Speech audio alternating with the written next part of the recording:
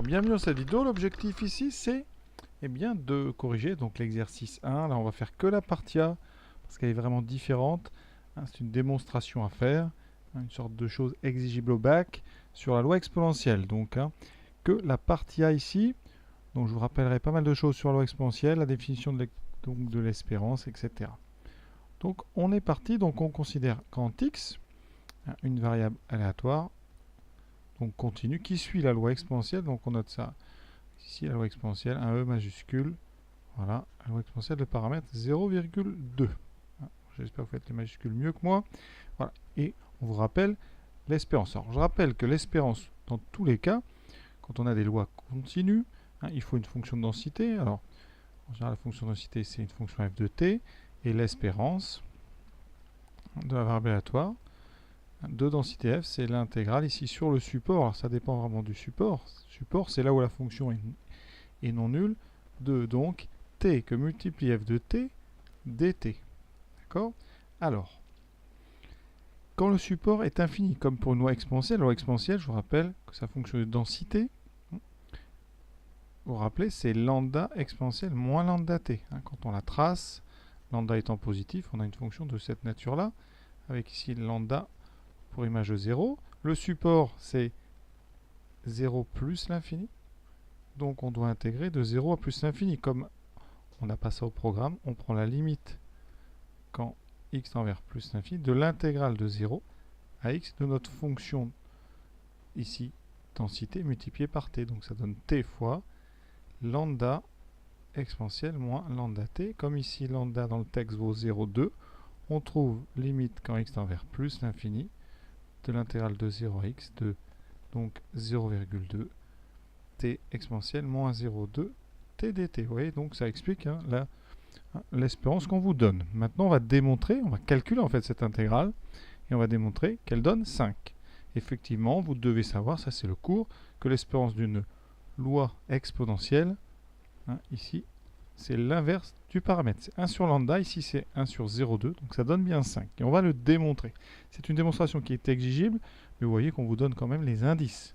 On ne vous demande pas de le faire comme ça directement, donc vous avez 2 questions pour réussir à montrer que ça fait 5. Alors pour calculer cette intégrale, il faut une primitive. Le problème, c'est que vous avez une fonction du type t exponentielle, donc moins 0,2t, on ne connaît pas la primitive. Donc on va vous proposer. Et ce qu'on vous propose comme primitive, c'est g de t égale moins t moins 5 fois exponentielle moins 0,2t, et ça sur 0 plus l'infini. Et on veut montrer que c'est une primitive de notre fonction ici g de t, petit g de t, qui est sous l'intégrale. On va donc dériver. Fonction évidemment dérivable, un produit là, de deux fonctions dérivables, c'est un produit. Alors, on va essayer de dériver quand même proprement. Donc ici, on va appeler ça u de t, ça c'est v de t, c'est un produit. Donc on aura u', donc u'v plus uv', donc on aura la dérivée ici, moins 1, fois v, ça c'est u'v, plus u v'. Donc attention, je vais devoir dériver exponentielle moins 0,2t. Alors je vais le faire à côté. Ça, c'est une fonction du type exponentielle u, un autre u, d'accord. Et donc la dérivée, c'est u', e de u. Et u', c'est moins 0,2. Donc là, vous aurez un moins 0,2 exponentielle moins 0,2t. Je crois que vous savez tous ça. Donc u'v plus uv'. On factorise maintenant, comme d'habitude, par exponentielle moins 0,2t. Ça fait moins 1.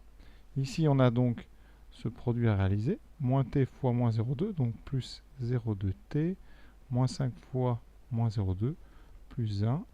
Et effectivement, ça s'annule et il vous reste 0,2t exponentielle moins 0,2t.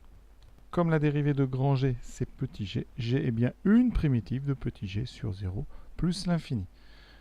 Donc ça, c'est la première question.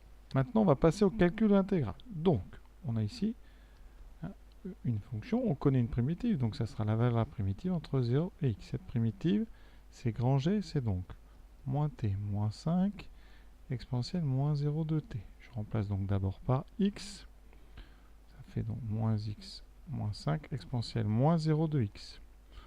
Ensuite, moins, j'ai des parenthèses, ça sert à rien, on va fermer, et on remplace par 0, moins 5 exponentielle 0. Ce qui me donne donc moins x moins 5 exponentielle moins 0 de x, plus, alors exponentielle 0 ça fait 1, plus 5. Maintenant, il faut donc prendre la limite de cette expression, quand x tend vers plus l'infini.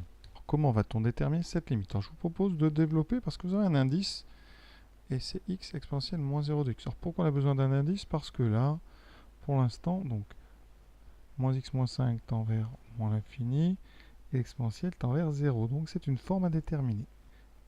On va donc développer. Ça fait moins x exponentielle moins 0 de x, moins 5 exponentielle moins 0 de x, plus 5. Alors regardons chacun des termes. Alors le premier, ben, c'est notre indice. On a de la chance, ça tend vers 0. Le deuxième, x tend vers plus l'infini. On l'a déjà dit. Dedans, c'est donc moins l'infini. On a l'exponentielle en moins l'infini, ça sera 0. Je le rédigerai un petit peu mieux après. Et là, on a 5. Donc la limite, c'est 5. Quand x tend vers plus l'infini. Donc on a bien réussi à démontrer que notre espérance, c'était 5. Alors rédigeons un tout petit peu et on aura fini cette partie A. Alors pour rédiger, donc on dit d'après le texte, la limite de x exponentielle moins 0 de x égale 0, en plus l'infini. Ensuite, on s'occupe d'exponentielle moins 0 de x. On dit quoi? Limite quand x tend vers plus l'infini de moins 0 de x égale moins l'infini. Et donc la limite d'exponentielle moins 0 de x quand x tend vers plus l'infini, c'est la même que l'exponentielle en moins l'infini, c'est donc 0. Et par addition, votre limite, c'est donc 5.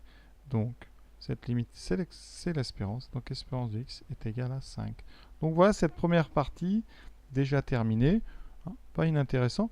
Alors ce qu'on peut rajouter, hein, comme ça en plus, c'est comment est-ce qu'on peut trouver que la limite ici qu'on vous donne fait 0. Pour démontrer ça, je vais utiliser le cours croissance comparée, exponentielle sur x tend vers plus l'infini en plus l'infini. Donc son inverse tend vers 0 en plus l'infini.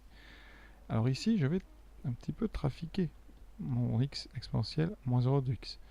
Donc déjà, je vais mettre l'exponentielle dessous. Donc le moins va disparaître. J'ai donc maintenant un exponentiel ici en plus l'infini. Alors ça ressemble beaucoup à ce que j'ai, sauf qu'ici, il faudrait, à la place de x, il faudrait 0,2 x. Donc je vais faire apparaître en haut un 0,2. Voilà, j'ai donc ceci. Par contre, je dois diviser par 1 sur 0,2, c'est-à-dire 1 sur 0,2, ça fait 5. Donc mon expression, c'est 0,2 petit x divisé par exponentielle de 0,2 petit x fois 5. Et là, c'est tout simplement une composée. D'accord? C'est la composée, c'est exactement ça, hein, avec 0,2 petit x qui tend bien vers plus l'infini quand x tend vers plus l'infini. Vous voyez, on a bien ici grand x sur exponentielle grand x. Donc cette partie-là tend vers 0 en multipliant par 5. La limite reste égale à 0. Donc voilà comment on aurait pu faire. C'est pas infaisable, mais ça reste assez technique malgré tout pour bien le faire.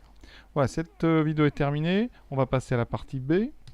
Partie B dont voici le texte. Alors on y parle de quoi? Eh bien d'une variable t qui suit une loi normale d'espérance 40 minutes et d'écart type un réel positif nommé sigma. Voilà, donc on va déterminer sigma et ensuite on répond à une petite question. Voilà, ça n'a pas l'air très compliqué, mais ça fait toujours réviser un petit peu, donc j'invite évidemment à aller voir cette vidéo. À très bientôt.